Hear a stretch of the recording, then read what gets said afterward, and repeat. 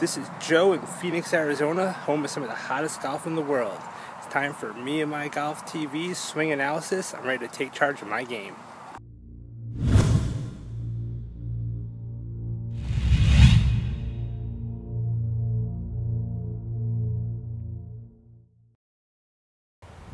Okay, thank you, Joe. It's time for my swing analysis. This is where we analyse one of your golf swings to help you take charge of your game. Yes, if you want to have the chance to win and the swing analysis for yourself and Pierce, make sure you go to Facebook, Instagram and Twitter today and enter the competition. It could be you we're analysing good here. Good luck, hashtag my swing analysis. So today we have Joe Tuccolo from Phoenix, Arizona, looking for some more consistency in his golf game. That'd be nice.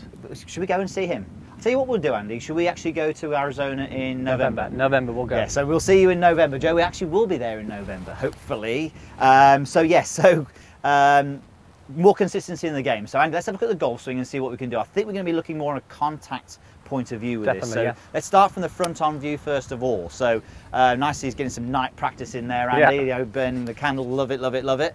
So if we look at the lower body is the first part, we can see there's an instability of the lower body as he's swinging the club back. So we can see that right hip is sort of going high. It's causing then the upper body to go out of whack as well. The head is dropping down. So we can see that he's not priming himself for a good downswing now. So as he starts his transition, you'll see then that now that the head is actually moving back behind the golf ball. Now that obviously we know there's going to be some issues with contact here, and then as he's going through the ball, then you can see after he's hit it, there's an effort to make it through onto the lead side because his brain's telling me he's got to swing toward the target. Hanging back swing fault, which is so common. The hanging back swing fault. So that can definitely cause some issues with contacts, which we'll come to in a moment. But then we actually go into the down the line view, and it doesn't look too bad, does it? We can see that the path of the club, as he's swinging the club around his body, is pretty good. The club face is a little bit closed, but actually we'd be pretty happy with this from this view. It's more the front-on view that we want to look towards, because this is more where the contact issues can come from. This is where the consistency that you're striving for is being lost. Yeah, because that right leg is sort of straight on the backswing, and as he gets to the top of the golf swing, like I said, the head's still moving around a little bit as well, isn't it? Yeah. But the plane's pretty good on the way down. And you can sometimes, you know, we look at Dustin Johnson, we look at some of these great players who've got right legs which straighten and move and change position.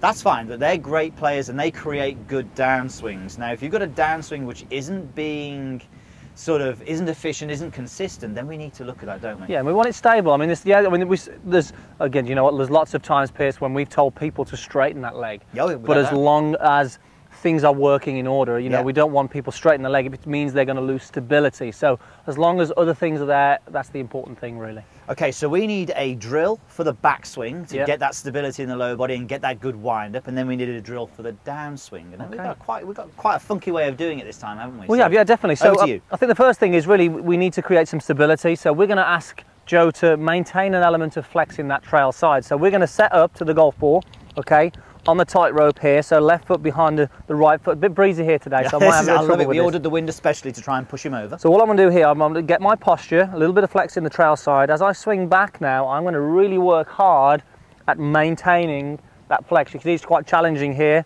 I'm going to maintain the flex in that trail side there. This is going to work on the stability. It's going to limit the turn a little bit, but it's really going to challenge this right side. As you can see there, the foot's sort of wobbling around trying to get that. Now, if this is too hard to start with, you can maybe even just separate the feet a little bit and go here, and that's just going to give you a bit more support, but you can work on that same feeling there. That's a little easier of just maintaining an element of that flex in that trail side. And even hit shots doing this, Pierce. Yeah, definitely. So just go through that again so you can actually hit a shot as well doing this. I'm actually going for the separated one just so I don't get blown over. He's going for the easy one. I'm going for the easier option today. So from here, so right leg. Beautiful. And just keep that stability in that trail side. Maintaining a good balance as well, that's key as well on this shot. And you could really see that the head then was not sort of diving down and moving around a lot. So, you know, we don't talk about keeping the head still, but in a backswing, we want to be able to get it stable in this instance, don't we? Yeah. So that's the backswing. That's really going to help. Now, one thing will happen with that, Joe, you'll maybe ache a little bit. If you've done 10 of those in a row, you're building up, you know, you're working the glutes, you're working the quads a lot more in the right side. So, you know, you may need to take a breather, but it's good. If you're feeling as though it's aching real quick, it probably means there's you need to strengthen there, or you need to activate it there more. So, right, let's go with the next one, Andy. Okay, so as we mentioned, Joe on the follow through, he sort of stays back on his trail side, and then he has that effort to sort of shift forward after. So what we want to get Joe to do really is get him used to feeling what sort of getting to his left side's light pierce. So we're going to go the reverse now. We're going to go, again, sort of split stance, other leg now. We're going to do some swings, feeling that through the golf ball, we're going to have the weight through the lead leg.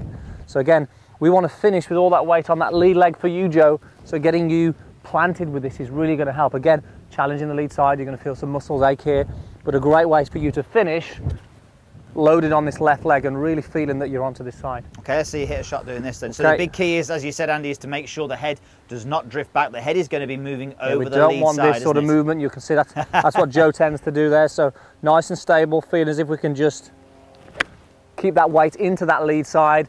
Balance again, I'm making sure I'm fully balanced at the end. Feeling the weight into the left leg. And it's interesting that, you know, we are attacking both sides of the body here, so you're getting a good workout. And the best thing about this is if you don't quite, if you forget what we're doing, it doesn't really matter, just do both and you're actually going to improve with both. So I suppose, Andy, once you've done that, once you've worked to getting that stability on the backswing, stability on the through swing, then you hit a shot, yeah? Yeah, so I mean, straight away now after doing both of those drills, they're sort of resonating now. I can feel the sort of stability in the right side, so I'm aware now of the trail side on the way back.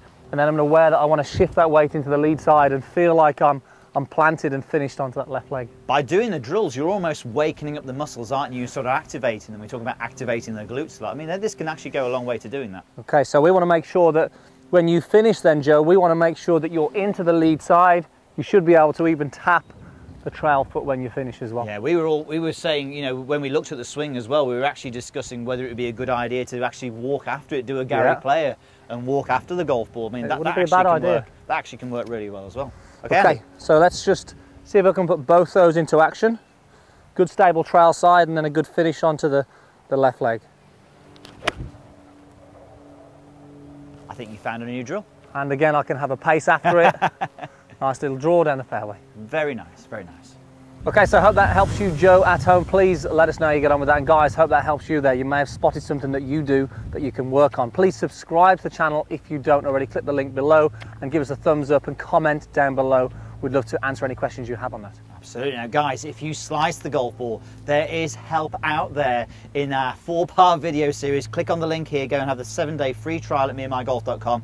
And we have crammed in all our knowledge over the last 20 years or so of coaching, well, 10 years of coaching maybe, for me, into our 4-part video series, Turn Your Slice into a Draw. Check it out, guys. Thanks for watching. See you soon.